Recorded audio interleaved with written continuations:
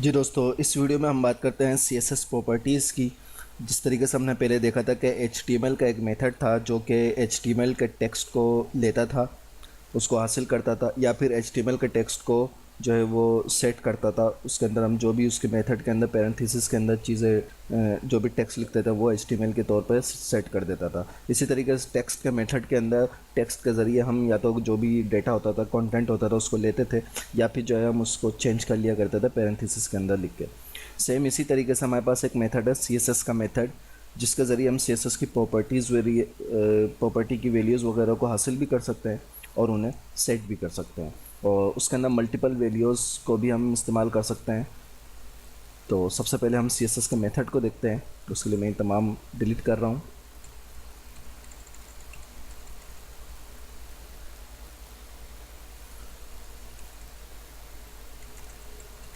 For example यहाँ पे एक पैराग्राफ में लेता हूँ, इस पैराग्राफ को मैं लिख देता हूँ दिस इज़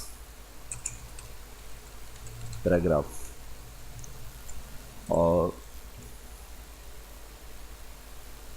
यहाँ पे CSS के अंदर मैं कुछ काम करता हूँ। CSS में मैं डायरेक्ट p टैग के अंदर काम कर लेता हूँ, और इसका बैकग्राउंड जो है वो मैं दे देता हूँ रेड, और कलर इसका दे देता हूँ मैं वाइट। ठीक है, इसको ज़रा रिफ्रेश करके देखते हैं तो बैकग्राउंड रेड है और कलर इसका वाइट है टेक्स्ट का। अब इसको हम jQuery के अंदर कुछ काम करते हैं। अलर्ट बॉक्स एक मैं बना रहा हूँ। अलर्ट बॉक्स के अंदर मैं p टैग के ज़रिए उसका जो बैकग्राउंड कलर है उसको लूँगा CSS का मेथड के ज़रिए p टैग का।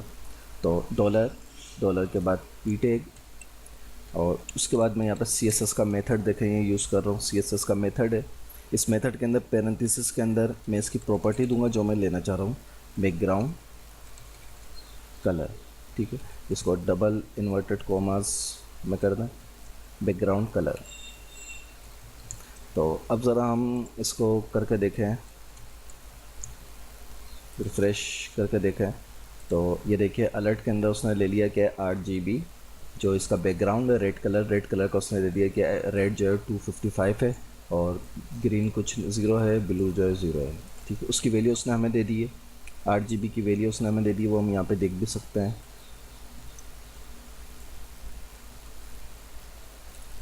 8 GB की जो वैल्यू है वो हम यहाँ पे देख सकते हैं। यहाँ पे हम देख सकते हैं 8 GB की वैल्यू उसको, ये 25500। ठीक है, ये अल्फ़ा का 1 दे रहा है। तो अब इसको दोबारा रिफ़्रेश करते हैं, देखिए। तो अब इसके बाद मैं चाहता हूँ कि ये कलर इसका चेंज भी कर दें बैकग्राउंड का CSS के ज़रिए, CSS के मेथड को यूज़ करते हुए। तो दोबारा हम इसको चाहें तो इस पूरे को जो मैंने यहाँ पे अलर्ट में लिखा है इसको हम किसी वेरिएबल में भी लिख सकते हैं। मैंने यहाँ पे लिख दिया है। दोबारा अब इसको लेते हैं $p पैराग्राफ डॉट CSS का मेथड हम यहाँ पे इस्तेमाल कर रहे हैं, और अब हम इसको कह रहे हैं डबल इन्वर्टेड कोमास में कि बैकग्राउंड कलर की जो प्रॉपर्टी है, डबल कोमा इन्वर्टेड कोमास में प्रॉपर्टी आई, उसके बाद एक कोमे के बाद दोबारा डबल इन्वर्टेड कोमास के अंदर उसकी वैल्यू आएगी कि इसकी वैल्यू ब्लू कर दो। ठीक है, अब दोबारा इसको रिफ़्रेश करते हैं। रिफ़्रेश करा, ये देखिए सबसे पहले उसने जो है वो ये वाला अलर्ट बॉक्स आया हमारे पास, बैकग्राउंड कलर जो है वो हमें दे रहा है, बैकग्राउंड कलर दे दिया 255। जब इसको मैं ओके करूँगा तो अब यहाँ पे उसने इसको ब्लू कर दिया, यानी CSS के मेथड को इस्तेमाल करते हुए हमने उसका बैकग्राउंड कलर जो है वो ब्लू कर लिया है। ठीक है, इसको फिर रिफ़्रेश करें, ये देखिए, ये देखें रेड हो रहा है और ब्लू हो रहा है। अच्छा, इसके अंदर मल्टीपल प्रॉपर्टीज़ जो है वो भी हम इस्तेमाल कर सकते हैं।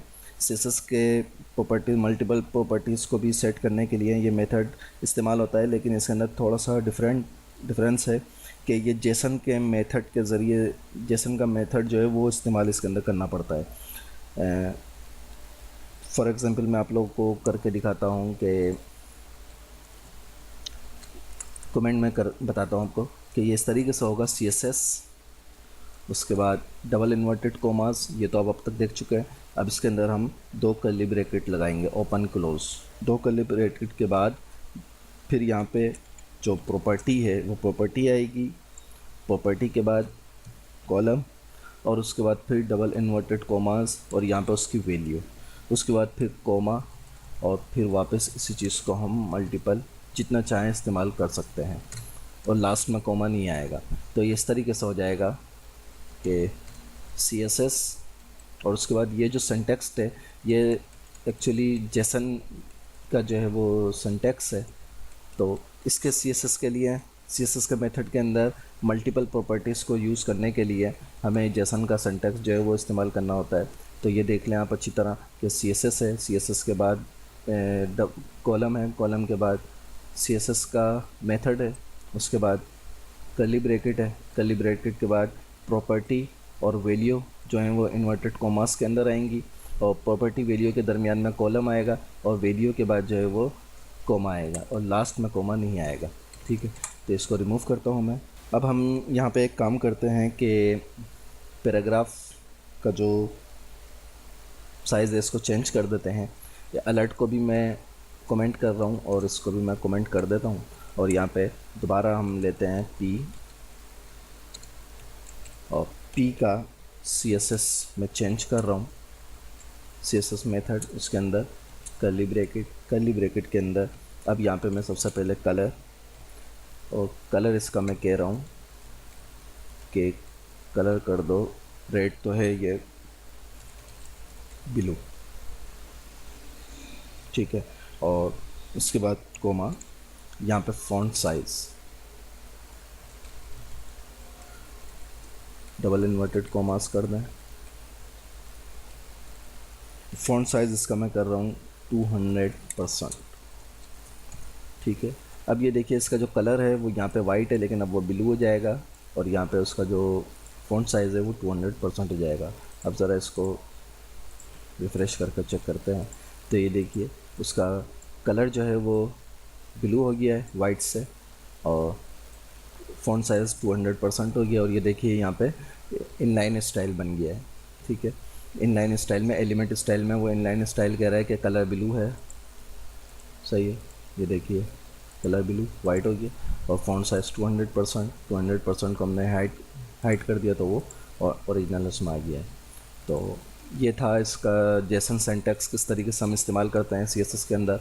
तो इस वीडियो में आपने ये सीख लिया है कि किस तरीके से हम CSS मेथड के ज़रिए कोई वैल्यू प्रॉपर्टी, CSS की प्रॉपर्टीज़ वगैरह को लेंगे, किस तरीके से उसकी वैल्यू को सेट करेंगे, और जेसन सिंटैक्स को इस्तेमाल करते हुए किस तरह हम CSS के अंदर मल्टीपल प्रॉपर्टीज़ को यूज़ कर सकते हैं। जी, अब दोस्तों ये है कि अगली वीडियो के अंदर हम देखते हैं कि इसका डायमेंशन वगैरह, विड्थ और हाइट को हम किस तरह सेट कर सकते हैं, उसको हम देखते हैं अगली वीडियो।